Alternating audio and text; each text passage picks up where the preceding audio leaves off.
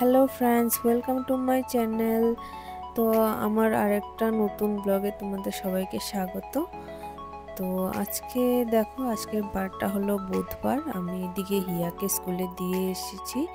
6:45-এ here বাস আসে, তো ওকে দিয়ে এসে চাটা খেয়ে এদিকে আমি রান্না বসিয়ে দিয়েছি। এখন বাজে 8টা।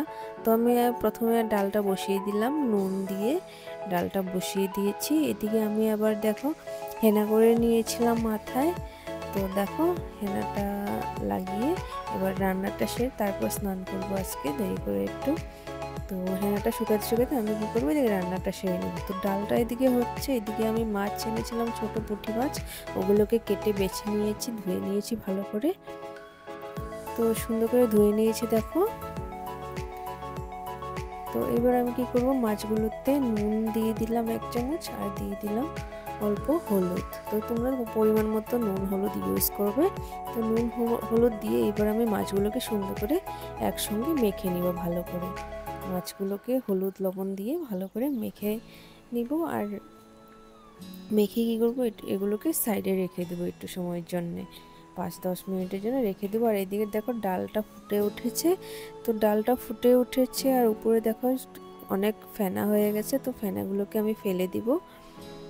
তো ভালো করে যেহেতু আমি ধুয়ে নিয়েছিলাম ডালটা, সেজন্য বেশি ফেনা হয়নি, নাহলে আরও ফেনা হয়। আর এটা খুব ভালো ডালটা, টাটা সম্পূর্ণের ডাল। এটা টাটা সম্পূর্ণের যেটা আনপলিশ মসুর ডাল আছে সেটা।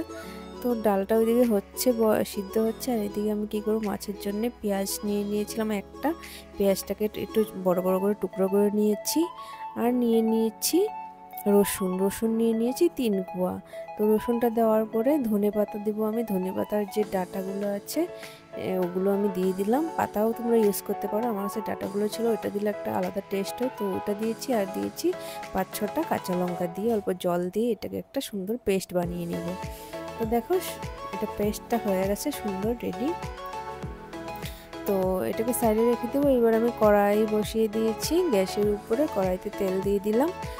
তো কড়াইটা ভালো করে একদম গরম হতে লাগবে, নাহলে মাছটা কি হবে, লেগে ধরবে। তো কড়াইতে তেল দিয়ে একদম ভালো করে চারদিকে লড়াচড়া করে নিলাম, একদম চারদিকে তেলটা ছড়িয়ে দিলাম।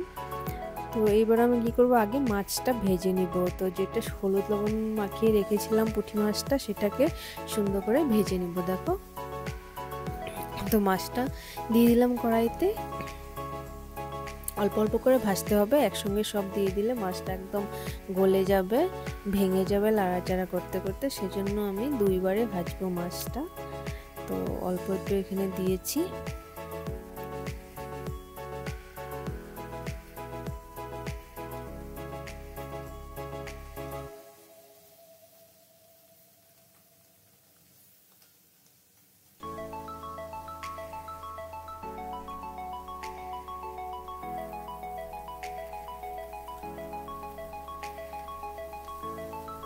তো দেখো কি সুন্দর লাগছে মাছগুলো, একদম খুব ভালো ছিল মাছগুলো। তো মাছগুলো দেখো ভেজে নিলাম আমি, মাছগুলোকে সব মাছগুলো ভেজে নিলাম। এবার কড়াইতে আবারও তেল দিয়ে দিলাম, সর্ষে তেল দিয়ে দিয়েছি আমি এখানে। তোমরা অন্য তেলও ইউজ করতে পারো, কিন্তু ছোট মাছে সর্ষে তেলটা ইউজ করলে বেশি টেস্ট আসে। তো তার মধ্যে আমি সর্ষে তেলটার মধ্যে দিয়ে দিলাম কালো জিরে ফোড়ন। কালো জিরে ফোড়ন দিয়ে এটাকে একটু লাড়াচাড়া করে নিলাম ভালো করে।